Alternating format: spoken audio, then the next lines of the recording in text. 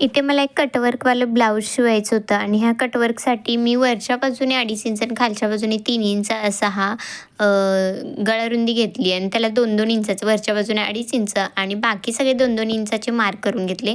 वरच्या बाजूने 2.5 सोडले, खालच्या बाजूने 2.5 सोडले, जेणेकरून खालची बाजू अर्धा इंच आणि वरची बाजू अर्धा इंच ही शिलाई मार्जिनमध्ये जाणार आणि त्याच्यामध्ये 1-1 इंचाचा असा मार्क करून घेऊन असा कटवर्क प्रॉपर असा ड्रॉ करून घेतला आणि नंतर कटिंग करून घेतला. 1 इंचाच्या मार्कावर आपल्याला उंचवटा करायचा होता.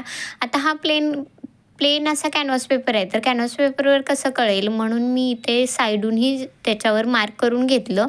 जिथून आपण कटवर्क मार्क केलं आहे ना, त्याच्यावर प्रॉपर शिवला गेला तर तो कटवर्क नीट होतो, म्हणून तो मी शिवूनही घेतला. आता हे कॅनव्हास पेपर यूज केला आहे, तो कॅनव्हास पेपर वरच्या बाजूला घेऊन असं शिवून घेतला आणि कमरेकडचा पार्ट शिवून घेतला.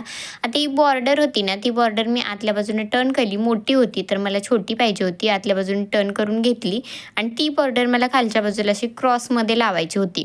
त्यासाठी मी दोन्ही कटवर्क घेतले, मार्क करून घेतले. खालच्या बाजूने मला 3 इंचाची अशी पट्टी हवी होती, तर 3 इंचावर दोन्हीकडून मी मार्क करून घेतलं आणि थोडासा खालच्या बाजूने क्रॉसमध्ये लावायचा होता. खालच्या बाजूने हे थोडा त्रिकोण असा दिसला पाहिजे, म्हणून मी दोन्हीही पट्ट्या अशा कट करून घेतल्या आणि लावून घेतल्या.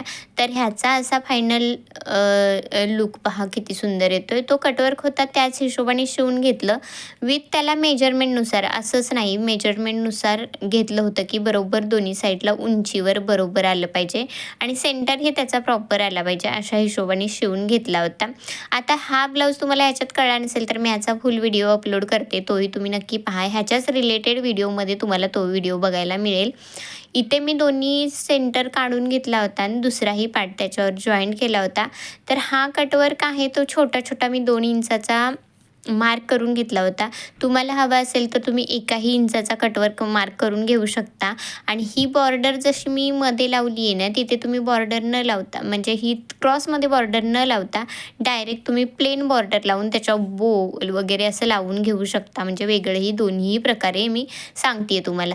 इथे तिरका पट्टा जो दिसतोय तो उचलू नये म्हणून दोन्हीही त्या बॉर्डरला मी शिलाई मारून घेतली आणि त्याच्यावरती एक ब्रॉच किंवा बटन अटॅच करू शकता तुम्ही. मी तर लाकडी बटन असं घेतलं आहे, तो ब्रश घेतला आहे आणि तो त्याच्यावर दोन्ही साईडने शिवून घेतला. हा ब्लाऊजचा फायनल लूक पहा असा काहीसा आहे आणि ह्याला फक्त मी आता नॉड लावायची बाकी आहे, पण ह्याला नॉड न लावता ह्या बसला असता. ब्लाऊज आवडला असेल तर लाईक, शेअर आणि सबस्क्राईब करा.